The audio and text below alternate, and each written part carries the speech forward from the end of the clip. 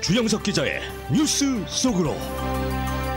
뉴스 속으로는 예방과 치료의학도 최고, 리퍼도 최고, 시니어 어르신들에게 서울메디칼그룹이 최고, 서울메디칼그룹 제공입니다. 항생제로도 잡을 수 없는 박테리아를 흔히 슈퍼박테리아라고 부르는데, 이 슈퍼박테리아가 고슴도치 피부에서 자연 진화된 것이다라는 연구 결과가 나왔습니다. 이 고슴도치 피부에 있던 박테리아가 자신을 죽이려 분비되는 항생 물질을 이겨내려고 항생 물질의 내성을 갖도록 진화하면서 슈퍼박테리아가 됐다는 내용입니다. 요즘 SNS에 예쁜 외모에 아름다운 몸매를 가진 사람들로 넘쳐나고 있는데, 이 포토샵으로 만든 경우에는 반드시 포토샵 표기를 의무화하는 법안이 추진되고 있다고 합니다. 자, 주영석 기자. 안녕하십니까? 항생제에 견딜 수 있는 슈퍼박테리아 존재가 인류에게 대단한 위협이 되고 있는데, 네. 이와 관련해서 아주 중요한 연구 결과가 발표가 됐네요. 그렇죠. 지금 말씀하신 대로 항생제로도 잡을 수 없는 이른바 슈퍼박테리아. 이 슈퍼박테리아의 정체가 드러났습니다. 마크 홈스 영국 케임브리지 대학교 미생물 유전체학 수의학 교수가 이 연구 결과를 발표한 주인공인데요. 이달 초에 국제의학학술지 네이처지에 논문을 발표했습니다. 그 논문에서 항생제의 내성을 가지는 이 슈퍼박테리아에 대한 이 중요한 연구 결과를 발표했고요. 여기에 지금 이 많은 그런 관심이 집중되고 있는 그런 상황입니다. 그러면 구체적으로 어떤 내용을 담고 있는 건가요? 네, 마크 홈스 케임브리지 대학 교수가 발표한 내용을 보면 이게 이제 국제 공동 연구진이 함께 연구해서 이제 발견해낸 사실인데, 예. 항생제 내성균의 일종이죠. 메티실린 내성 황색 포도 상구균, 이걸 이제 흔히 우리가 슈퍼박테리아라고 부릅니다. 이 슈퍼박테리아가 고슴도치의 피부에서 자연적으로 진화했음을 확인했다는 그런 내용입니다. 그동안 우리가 그 슈퍼박테리아는 그 사람들이 항생제를 복용하다가 보면 항생제를 이렇게 남용하게 될 때 거기서 이제 발생하는 그런 돌연변이, 그것이 이제 슈퍼박테리아라고 생각을 했는데, 이 마크 홈스 케임브리지대 교수 연구진이 고슴도치를 상대로 연구했어요. 유럽과 뉴질랜드에 서식하는 수백 마리 고슴도치를 잡아서 검체를 채취해서 분석한 결과 이 메티실린 내성 황색 포도 상구균, 그러니까 슈퍼박테리아가 이 고슴도치로부터 1800년부터 그때쯤부터 생겼다. 그러니까 한 220년 전부터 생겼다는 그런 아주 대단한 결과를 발견을 해낸 겁니다. 네, 근데 이번 연구 결과가 엄청난 발견인 것이 바로 시기와 맞물려 있기 때문이죠. 네, 그렇습니다. 그러니까 이번 연구에서 말씀드린 대로 1800년 정도부터 고슴도치 피부에서 이런 그 슈퍼박테리아가 생겼다는 걸 이제 확인을 했는데, 우리가 항생제 하면 떠오르는 대명사가 그냥 페니실린입니다. 그렇죠. 항생제 1세대 페니실린이 1940년대 생산됐어요. 그리고 2세대라고 하는 메티실린이 1959년에 만들어졌는데, 그러니까 항생제가 개발되기도 훨씬 전에, 100년도 더 전에 이미 자연에서 슈퍼박테리아가 존재했다는 것을 이번 연구를 통해서 알게 된 겁니다. 그래서 우리는 항생제 때문에 슈퍼박테리아가 생겼다고만 생각했는데 그게 아니라 그게 아니고 슈퍼박테리아는 원래 자연에서 있었던 존재고요. 그런 점에서 우리가 또 이 슈퍼박테리아를 대처하는데 하나의 또 획기적인 어떤 또 이 가능성을 보여주는 연구 결과라는 점에서 주목을 받을 수 있습니다. 근데 이게 참 생각해 보면 맞는 얘기예요. 왜냐하면 페니실린이 뭡니까? 페니실린이 푸른 곰팡이에서 발견한 그 항생 물질이잖아요. 그렇죠. 그러니까 페니실린이 곰팡이에서 나온 물질인데, 그 고슴도치 피부에 있는 곰팡이에서 항생 물질이 분출이 되면서 곰팡이 몸에 그 피부에 있는 그런 그 박테리아를 잡아내려고 자연적으로 몸에 있는 곰팡이가 역할을 할 때 그 박테리아가 살기 위해서, 생존을 위해서 스스로를 돌연변이 변화시키면서 슈퍼박테리아가 됐다는 거 아닙니까?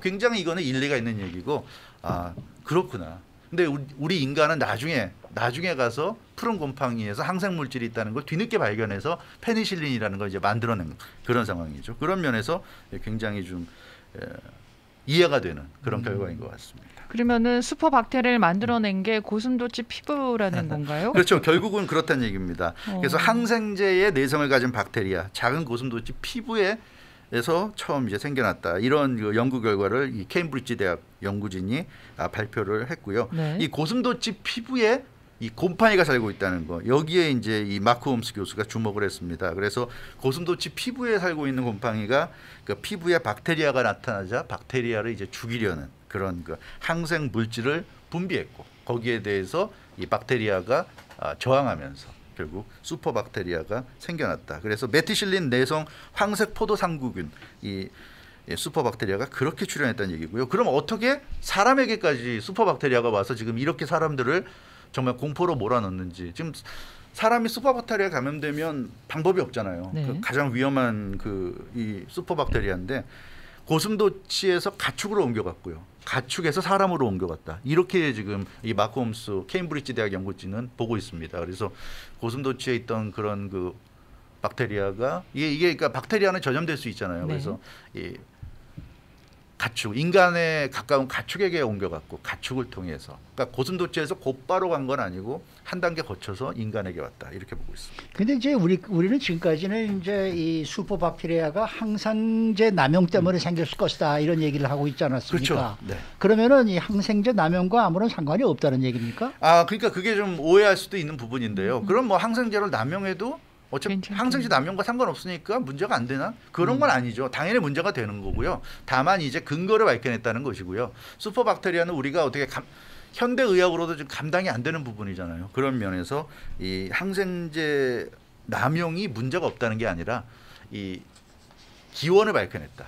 기원을 밝혀냈다. 이렇게 보면 될 것이고, 항생제 남용은 해서는 안 되는 겁니다. 그래서 마크 홈스 이 케임브리지 대학 교수도 이번 연구 결론은 항생제 사용을 주의해야 한다는 그런 결론이다 하는 걸 강조했어요. 그래서 그러니까 우리가 지금 항생제를 새롭게 만들어내잖아요. 슈퍼박테리아가 계속 나오니까 더 센 항생제를 계속 만들어내고 있는데, 아무리 세고 아무리 업데이트된 항생제를 만들어낸다 하더라도 남용하면 안 된다, 이렇게 강조하고 있습니다. 항생제를 남용하게 되면 자연에 숨어있던 내성균이 사람에게 전달된다. 또 사람 몸에 있던 정상적인 세균이 돌연변이 일으켜가지고 이게 슈퍼박테리아가 될 수 있다. 이제 그런 얘기가 되겠습니다. 그래서 이 무언가를, 그러니까 속담 중에 그런 게 있잖아요. 쥐도 궁지에 몰리면 고양이를 문다. 이게 정확히 보면 그런 얘기라고 볼 수 있어요. 너무 강하게 몰아붙이면 우리가 우리 몸에 있는 나쁜 균이라고 생각해서 이걸 반드시 박멸해야 되겠다 생각해서 너무 세게 몰아붙이면 가만히 앉아서 죽지 않는다는 얘기죠. 그 균이 반항을 하면서 결국 슈퍼박테리아가 될 수 있다. 그런 점에서 주의를 해야 된다는 그런 얘기가 되겠고요. 그래서 이 항생제 남용은 절대로 해서는 안 된다. 그 점을 강조했습니다. 네, 실제로도 전 세계적으로 이 항생제 남용으로 인한 피해가 엄청나거든요. 예, 맞습니다. 이미 2019년 기준으로 약 127만여 명이 항생제 남용에 의해서 숨졌습니다. 네. 그러니까 항생제를 남용해서 내성균, 그러니까 슈퍼박테리아가 생기면서 127만여 명이 목숨을 잃었다는 데이터가 나왔고요.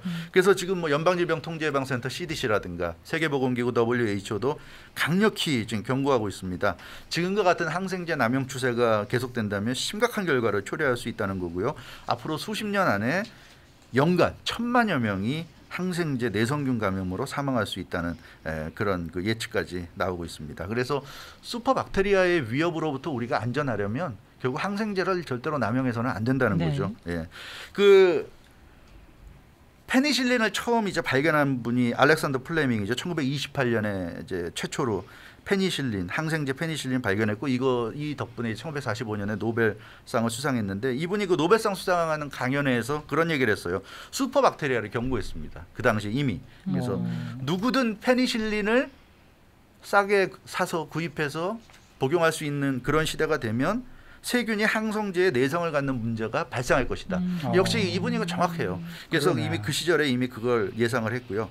그 세균이 결국 그런 성질이 있다는 거죠. 쉽게 변하는 성질. 지금 우리가 코로나19도 굉장히 좀 그런 돌연변이 때문에 고생하고 있는데, 박테리아도 마찬가지입니다. 그래서 박테리아를 주의해야 된다. 슈퍼박테리아 출현 가능성을 주의해야 된다고 이미 알렉산더 플레밍이 경고를 했었습니다.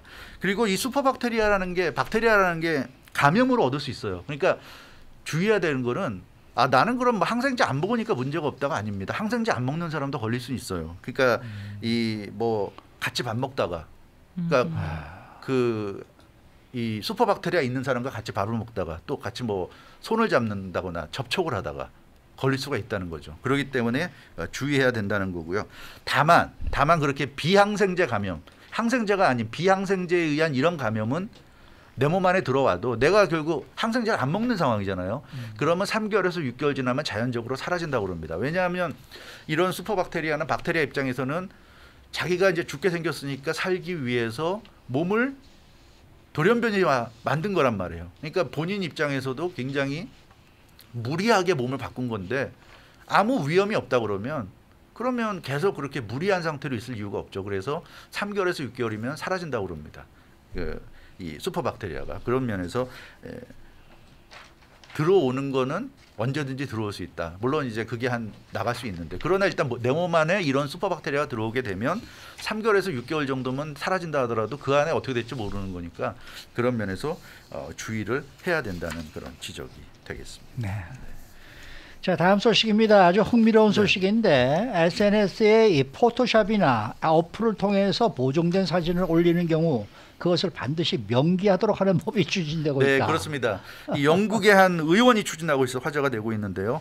요즘 뭐 워낙 SNS에 사진들 많이 올리는데 그냥 제대로 날 것 그대로 올리는 경우 거의 없죠. 다 보정을 합니다. 그래서 보정된 사진에 포토샵, 어플 등을 거쳤음을 명시해야 한다는 그런 법안을 발의했습니다. 영국 보수당 의원인 루크 에반스 의원, 젊은 의원이에요. 젊은 의원인데 포토샵 법안을 발의했습니다. 이름도 재미나죠. Digitally Altered Images Bill. 그래서 디지털상의 변형된 신체 이미지 법안. 그래서 지금 올린 게 실제 모습이 아니라면 실제 모습이 아니라는 것을 알리고 올려라. 그런 얘기가 되겠습니다. 특히 인플루언서들이 광고용 게시물을 올릴 경우에 보정된 사진일 경우에는 반드시 그거를 알리란 얘기입니다. 실제 모습과는 상당히 다르게 만든 이미지라는 걸 알려야 사람들이 아 이거는 정말 이런 사람이 세상에 존재하는 게 아니구나 하는 거를 이해하게 된다는 거죠. 마치 우리가 방송이나 광고에서 실제 장면처럼 실감나는 영상이나 사진을 사용할 수는 있는데 그럴 때 실제 장면 아님 뭐 연출된 장면임 이런 거 들어가잖아요. 네. 네? 재현이다 뭐 이런 거 들어가는데 그런 거 표기하는 거랑 똑같다고 생각하면 됩니다. 그러니까 이걸 자연적인 정말 이 세상에 이런 사람이 살고 있다는 착각을 일으키지 않게끔 제대로 명기해라. 이제 그런 법을 만든다는 얘기입니다. 아니 뭐 SNS에 사진 올리고 그럴 때 좀 예쁘게 할 수가 있고 더 예쁘게 만들고 싶은 게 사람의 욕구인데요. 그걸 반드시 공개를 해야 한다. 법까지 발의를 하면. 네. 뭐 TV 이렇게 보면은 한국에서는 무슨 뭐 저 취직할 때 이력서에도 다 뽀샵한 사진 올리고 네. 뭐 여권 사진도 그렇다 그러고 그래요? 뭐 거의 100%가 다 수정된 그런 사진을 올리는 것 같은데. 네. 근데 이렇게 이런 법안을 발의한 이유가 있습니다. SNS에 올라오는 보정된 사진들이 심각한 사회적 문제를 지금 일으키고 있다고 보고 있는 거예요. 그래서 적절하게 규제해야 된다는 생각에 실제가 아닌 경우에는 반드시 그것을 알리고 올려라. 이제 이런 얘기입니다. 루크 에반스 의원이 의원이지만 이분이 의사 출신이에요. 네. 의사 출신이어서 SNS 사진이 미치는 정신적인 악영향을 우려해서 이런 법을 만들었다고 밝혔습니다. 그러니까 자신의 몸매, 외모 때문에 불안과 우울증을 겪는 사람들이 굉장히 많다고 그럽니다. 특히 젊을수록 청소년들 경우에 굉장히 많다고 그러는데 나는 이렇게 못생기고 예를 들어서 나는 이렇게 뚱뚱하고 나는 다리도 짧은데 왜 이렇게 예쁘고 이런 사람들이 정말 많구나. 그런 거 보면 자기 스스로 위축이 되고 자괴감이 들죠. 자괴감이 들고 그게 네. 심각한 문제를 일으킨다는 거예요. 네. 심지어는 섭식 장애 현상까지 먹는 것도 잘 못 먹고 그래서 에반스 의원이 이런 얘기를 했습니다.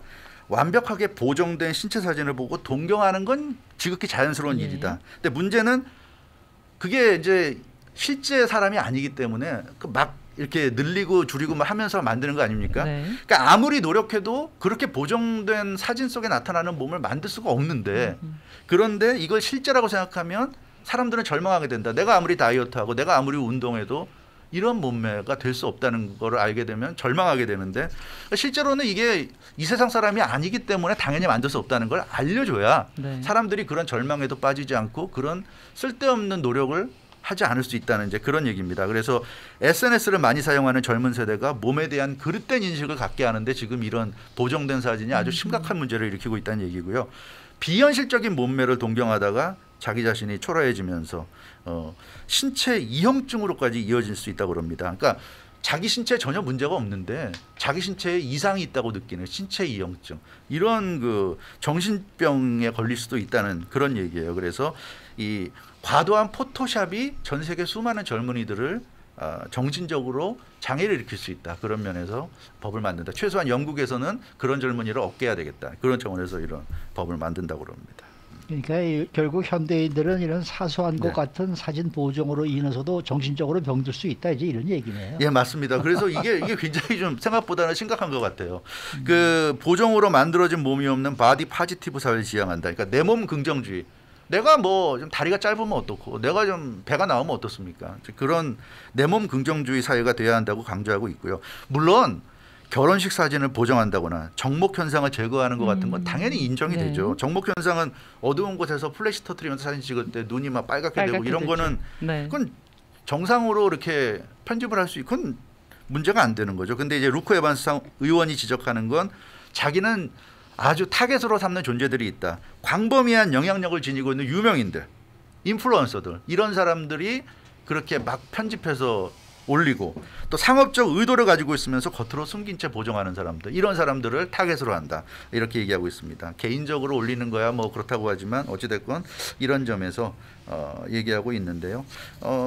글쎄요, 요즘 시대에는 또 어떻게 보면 좀 필요한 법이 아닌가 하는 생각도 들기도 하는데요. 네, 맞습니다. 이게 뭐 괜히 엉뚱한 의원이 뭐 이상한 법이 아니라 상당히 그래도 의사 출신의 의원이 이 청소년들의 정신적인 충격을 고려해서 만드는. 저는 영국에서는 뭐 통과가 될지 모르겠습니다만 한국에서 통과가 될까요?